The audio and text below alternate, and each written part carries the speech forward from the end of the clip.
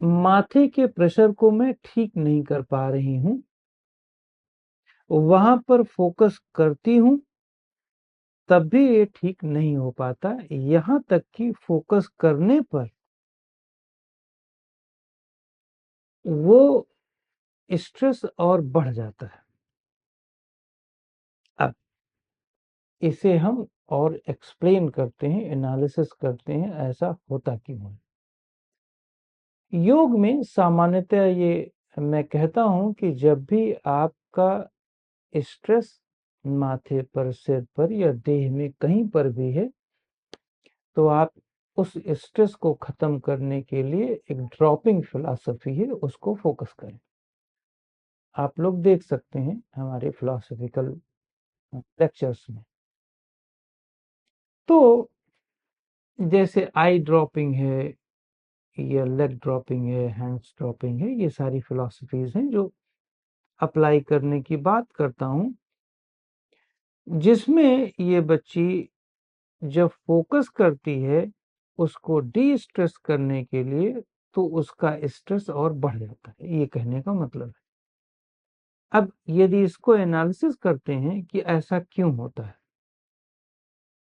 ध्यान दो, बहुत सारे स्टूडेंट, इवन कि 99.99% लोग जब भी कहीं पर कंसंट्रेट होते हैं या जब भी कहीं पर एकाग्र होते हैं, वो अपने तनाव को मल्टीप्लाई कर देते हैं, चाहे पॉजिटिव में कंसंट्रेशन हो चाहे नेगेटिव में कंसंट्रेशन हो।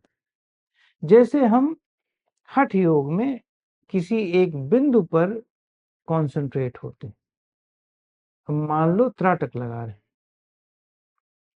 अब ये तो पॉजिटिव साइड है, त्राटक लगा रहे हैं और त्राटक लगाने में हमने आंख को किसी एक जगह पर, किसी एक केंद्र पर टिका दिया।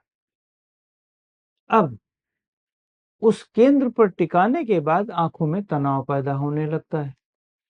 आंखों में तनाव ही नहीं पैदा होता बल्कि पूरे सिर में पैदा होता है, इंद्रियों में, सारे इंद्रियों में पैदा होता है, इसके साथ साथ सारी शरीर में पैदा होता है, महत्वपूर्ण अंगों में पैदा हो जाता है स्ट्रेस। ये तो रहा पॉजिटिव। अब दूसरा साइड जरा देखो, दूसरा पॉजिटिव साइड, जो पढ़ने वाले बच्चे हैं।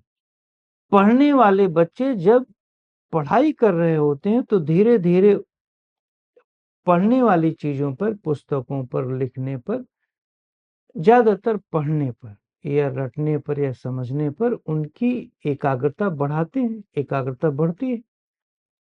ज्यादातर ज्यादा देर तक हमारी इंद्रियां उस जगह पर टिकी हुई होती हैं। जैसे ही इंद्रियां टिकती हैं वैसे ही उनके मस्तिष्क में स्ट्रेस बिल्डअप होता है, बढ़ जाता है। नेगेटिव का तो एक सामान्य है ही है, नेगेटिव थिंकिंग में तो नॉर्मली स्ट्रेस जल्दी बिल्डअप हो जाता है, एंजाइटी, चिंता, स्ट्रेस जो भी है। कहने का मतलब है कि एक सामान्य आदमी जहां पर भी एकाग्र होता है, वहां एकाग्रता के कारण उसका स्ट्रेस बिल्डअप हो जाता है। उसका स्ट्रेस बिल्डअप क्यों हो रहा है, इसको समझने की कोशिश करें। क्यों? क्योंकि उसे पता नहीं है कि एकाग्रता कैसे करें। सो वो इग्नोरेंट है। उसकी डिजीज स्ट्रेस नहीं है, उसकी डिजीज एक्चुअली इग्नोरेंस है कि कैसे कंसंट्रेशन की जाती है, कंसंट्रेशन का मेथड क्या होता है। हमें ये बताया जाता है कि पढ़ाई करो, पढ़ाई करो, पढ़ाई करो, एकाग्रता करो, एकाग्रता करो, कहीं एक बिंदु पर देखो, देखो, देखो, आंसू गिराओ, तनाव दो, किंतु मेथड नहीं बताया जाता। लाभ बताया जाता है, हानि बताई जाती है, मेथड कभी नहीं बताते। और मेथड में जब बताते भी हो तो बहुत सरफेस लेवल का मेथड है, जिससे और स्ट्रेस प्रोड्यूस होता है। अब आपने आदत बनाया है, अब आते हैं वापस इस बच्चे पर। आपने चूंकि आदत बना दिया है स्ट्रेस बिल्डअप करने का, तो जब आप स्ट्रेस बिल्डअप करके अपने माथे को और पूरे सिर को स्ट्रेस प्रोड्यूस कर देते हो, अब ये तो खींचा हो गया, ऑल द टाइम खींचा है। कहीं भी आप पॉजिटिव में भी कंसंट्रेशन करते हो तब भी यहाँ स्ट्रेस प्रोड्यूस हो जा रहा है, माथे को नहीं पता पॉजिटिव नेगेटिव। स्ट्रेस बिल्डअप होने की टेंडेंसी हो गई, क्योंकि कंसंट्रेशन कहीं ना कहीं करोगे ही, पढ़ाई लिखाई कुछ ना कुछ करोगे, बात कुछ ना कुछ करोगे, कुछ ना कुछ तो करोगे ही ना। अब जब मैं ये कहता हूं वहां पे फोकस करो उसके लूजनेस को, तो एक्चुअली आपको आपको लूजनेस की क्रिया नहीं पता, लूज करने की क्रिया नहीं पता।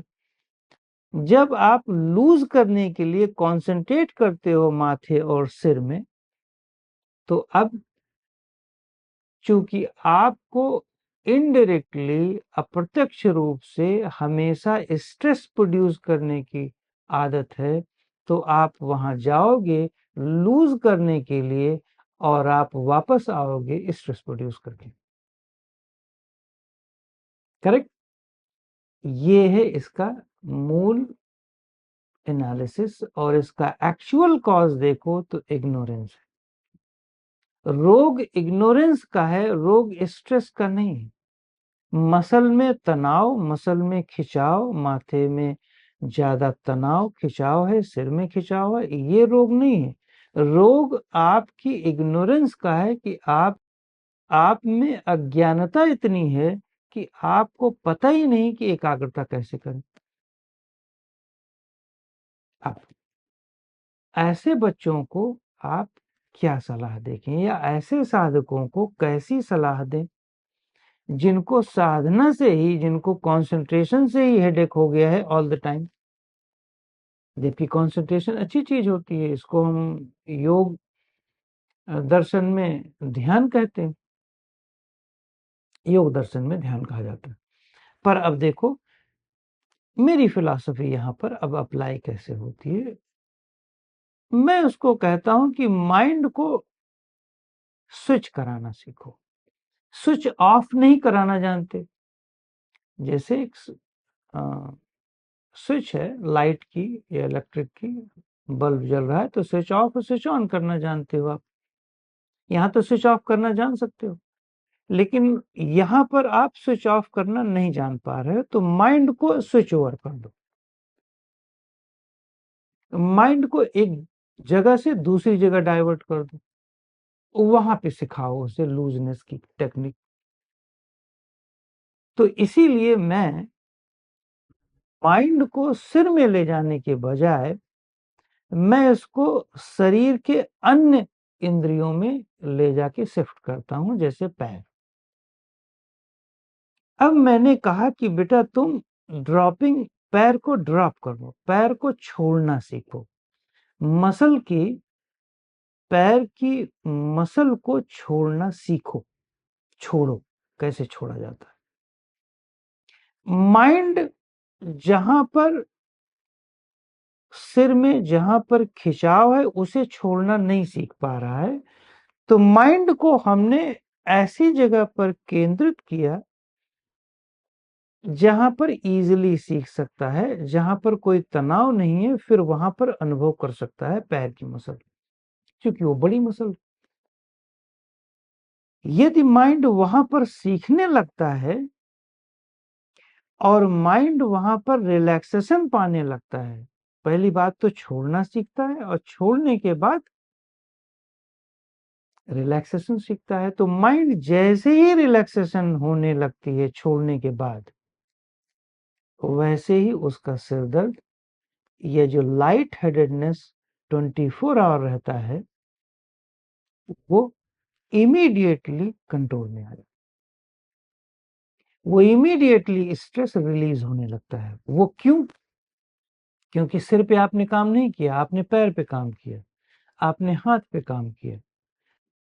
वो इसलिए होता है क्योंकि आप इलाज इग्नोरेंस का कर रहे हो।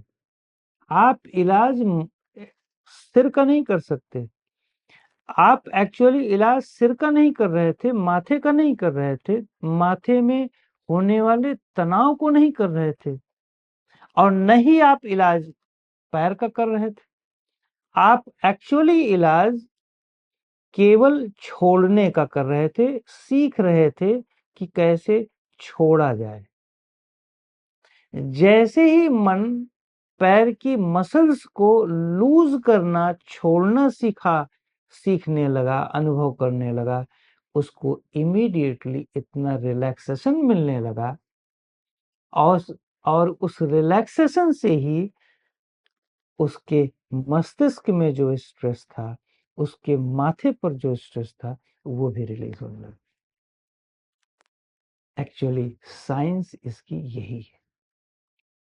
इसीलिए मैं हमेशा कहता हूं, चाहे वो हठ योग हो, चाहे वो भक्ति योग हो, चाहे वो राजयोग हो, अगर इसके माध्यम से हम मन का इलाज शुरू कर दें, वो छोड़ने का इलाज शुरू कर दें, छोड़ने के बाद वो रेस्टिंग का, वो डीपर रिलैक्सेशन का अभ्यास शुरू कर दें जो मन को हो रहा है, शरीर अपने आप धीरे धीरे ठीक होने लगे। ये जो देह में समस्याएं दिख रही हैं, इसके पीछे का मूल कारण हमारा एक्चुअली इग्नोरेंस है। हम जो भी क्रिया कर रहे हैं, जो भी क्रिया करते हैं, उसमें जैसे ही अप्लाई करते हैं, वो एप्लीकेशन का तरीका ही इग्नोरेंस से प्रभावित है। वो अज्ञानता पूर्ण एकाग्रता है। उसका परसेप्शन भले ही अच्छा हो, इंटेंशन भले ही अच्छा हो, इससे मतलब नहीं है हमें, आपके एप्लीकेशन से मतलब है। आप साइकिल चला रहे हैं, आपका इंटेंशन अच्छा है, हम अच्छी जगह जा रहे हैं। साइकिल चलाने का तरीका क्या होना चाहिए कि टारगेट तक, उद्देश्य तक पहुंचने तक आप थके न, एंजॉय करें साइकिल को। थक करके यदि आप टारगेट पर पहुंच भी गए, तो आप एक्चुअली असफल हैं, रोगी हैं। इसीलिए मैं कहता हूं, कभी कभी ऐसे लोगों को जो कंसंट्रेशन करते करते अपने स्ट्रेस को प्रोड्यूस कर देते हैं, ज्यादातर लोग करते हैं, उन्हें स्विच ओवर करने की टेक्निक सीखना चाहिए। इससे हमारी बहुत सारी प्रॉब्लम माइंड की दूर हो जाएगी, और बॉडी की तो ऑटोमेटिकली दूर हो जाएगी। करेक्ट।